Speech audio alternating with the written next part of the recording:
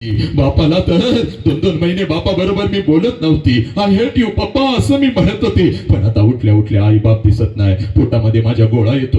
हो, माझी आई मला लहानपणी म्हणायची, अगं माझ्या आई बापाची आठवण आली की माझ्या पोटात गोळा येतो. मी आईला नेहमी विचारायची, आई पोटात गोळा कसा येतो ग? कळालं हो, मला आता कळालं. उठल्या उठल्या आई बाप डोळ्यासमोर दिसत नाही. खरंच माझ्या पोटामध्ये गोळा येतो. जाऊ का हो? एकदा आईला डोळं भरून बघून येऊ का? एकदा बापाला कडकडून मिठी मारून येऊ का? तुमच्या परवानगीशिवाय मी नाही जाऊ शकत. सांगा ना हो.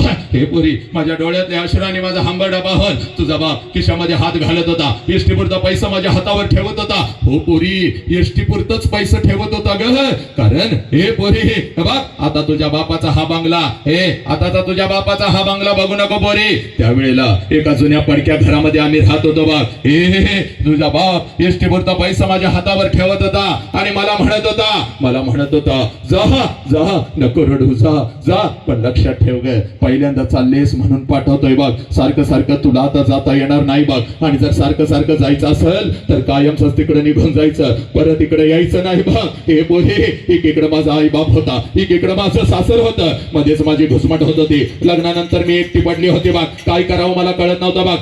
तुझ्या बापाकडून एसटी वरचा पैसा मी घेत होते बघ. हातामध्ये 2 पिशव्या घेत होते. एसटी मध्ये मी बसत होती बघ. एसटी माझ्या माहेर येत होती बघ. एसटीतून खाली उतरत होती. घराच्या दिशेने मी धावत होते बघ. कधी एकदाची माझी आई माझ्या समोर येते आणि आईच्या गळ्यामध्ये कधी एकदाची मी पडते. कधी एकदाचा माझा बाप माझ्या समोर येतो आणि बापाला कडकडून कधी एकदाची मी मिठी मारते. अक्का करायला ते लहान लेकरू कधी एकदाच माझ्या समोर येतं आणि त्याच्या गालावरून हात फिरवत 10 रुपयांची नोट कधी एकदाची मी त्याच्या हातावरती ठेवते आणि कधी एकदाचा त्याच्या गालाचा मुका घेत त्याला सांगते, बाळा नशिबवान आहेस, आयुष्यभर आई बापा जवळ राहणार, आई बापाला त्रास देऊ नको. हे बरे, तुझ्या बापाकडून एसटी वरचा पैसा मी घेत होते बघ. हातामध्ये 2 पिशव्या घेत होते बघ. एसटी मध्ये मी बसत होते बघ. एसटी माझ्या माहेरी येत होते बघ. एसटीतून खाली मी उतरत होते बघ. घराच्या दिशेने मी धावत होते बघ. माझ्या नजरेच्या डब्यामध्ये माझं घर यायचं बोरे. घराच्या अगोदर, घराच्या समोरचा मला अंगण दिसायचं बोरे. आणि सगळ्यात अगोदर त्या अंगणामध्ये मला माझ्या बापाचं चप्पल दिसायचं पोरे. त्या अंगणामध्ये सगळ्यात अगोदर मला माझ्या बापाचं चप्पल दिसायचं. आणि अंगणात बापाचा चप्पल दिसला की लांबूनच मला कळायचं माझा बाप घरामध्ये आहे, माझा आबा घरामध्ये आहे. कारण पुरी माझं बालपण अगदी तसंच गेलं होतं बघ. तिने सांजाला जेव्हा शाळेतून मी घरी येत होती, अंगणामध्ये बापाचं चप्पल मी बघत होती. अंगणातूनच मी घरामध्ये शिरत होती. आबा उद्या तुम्हाला शाळेत बोलवलंय. आबा मला उद्या हे पाहिजे, आबा उद्या मला ते पाहिजे. माझा बाप मला जवळ घ्यायचा, माझ्या गालावरून हात फिरवायचा. माझा बाप मला म्हणायचा, कार्टे मेलोय का काय ग? मी हसून येतो की उद्या तुझ्या शाळेत, घेतो तुला काय हवं ते.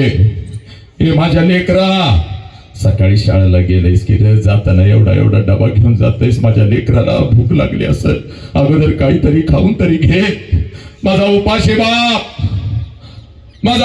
बाप नुकताच कामावरून, शेतातून, एखाद्या कंपनीतून आलेला माझा उपाशी बाप स्वतःच्या हातानं मला घास भरवायचा. स्वतःच्या हातानं मला घास भरवायचा. आणि माझ्या गालावरून हात फिरवत माझा बाप मला म्हणायचा, पोरी जोपर्यंत मी जिवंत आहे तोपर्यंत शिकून घे पोरी, तोपर्यंत शिकून घे. एकदा का बापाचा हात या डोक्यावरून उठला,